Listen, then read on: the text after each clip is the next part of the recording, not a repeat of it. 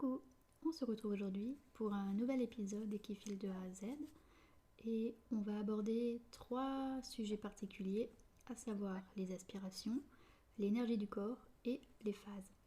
Donc ce sera une vidéo assez dense, j'espère être assez claire et concise.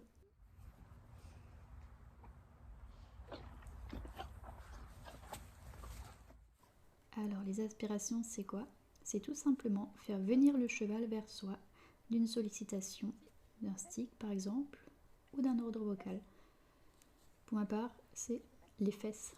Ça fait toujours très rire au niveau des concours parce que cet ordre n'est pas commun, mais il fonctionne et c'est l'essentiel.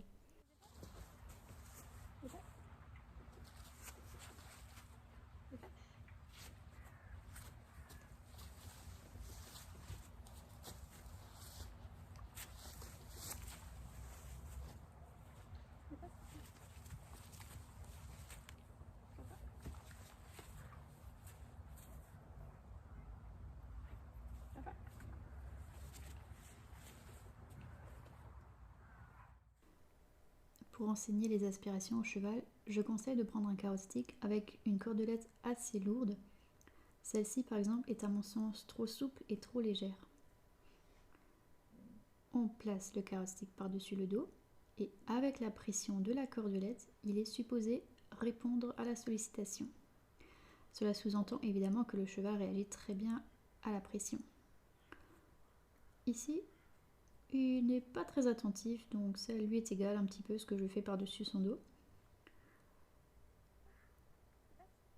J'essaie encore un peu.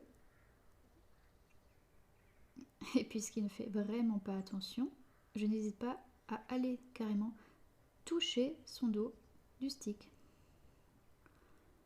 Alors je ne dis pas qu'il faut frapper, hein, je dis simplement qu'il faut monter en phase s'il ne répond pas. Donc voilà, je tapote. J'ai à nouveau son attention. Je redemande. Et je monte en phase s'il ne répond pas. Je trouve ça bien qu'il nous a montré ici sous un jour un petit peu endormi, parce que finalement beaucoup de chevaux vont simplement ne pas réagir à la sollicitation. Mais une fois qu'il aura vraiment appris une fois qu'il aura compris ce qu'on lui demande, qu'on lui aura associé un ordre vocal, il sera beaucoup plus fin. Donc c'est à ce niveau que je passe la longe et je tire finalement le cheval vers moi. Donc au niveau de la hanche. Et s'il ne répond pas à la sollicitation, je touche avec le bout du stick à cet endroit précis. Je refais de l'autre côté pour qu'on voit un petit peu mieux. Donc c'est à ce niveau. Et s'il ne répond pas à la sollicitation de la longe, je touche avec le bout du stick. On en a terminé pour les aspirations. On va donc passer à un autre sujet de cette vidéo, à savoir l'énergie du corps. Il faut savoir que le cheval est très sensible à ce que nous véhiculons, nous, notre mental, notre énergie. Le cheval est soumis à de nombreuses sollicitations. Parfois il doit bouger, parfois il ne doit pas bouger justement. C'est donc à nous d'être clairs dans ce que nous désirons vraiment. Si le cheval ne doit pas bouger, on reste neutre. En revanche, si le cheval doit bouger, il faut vraiment avoir, nous, cette impulsion au fond de nous, cette détermination à le voir bouger dans le sens que nous souhaitons. Donc ça va se passer à travers la posture, à travers le regard. Les ordres vocaux peuvent nous aider, nous, à visualiser le mouvement que l'on souhaite obtenir. C'est plus une aide pour nous que pour le cheval en réalité. Là par exemple, je me tiens de manière molle. Je ne suis pas vraiment déterminée à ce qu'il bouge. Il ne se passe rien. En revanche, maintenant, je veux qu'il bouge, donc j'y mets toute mon énergie. Voilà, j'ai obtenu ce que je voulais, c'est parfait.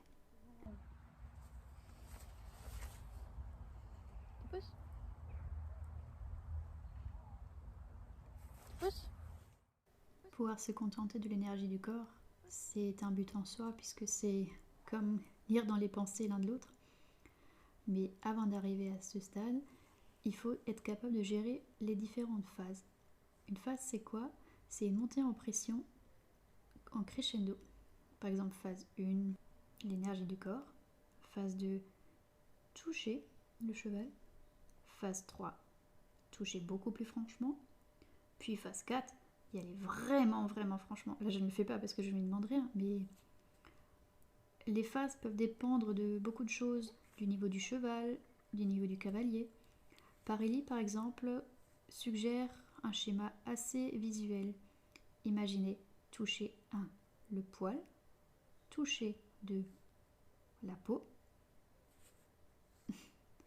toucher 3, le muscle, et toucher 4, l'os du cheval.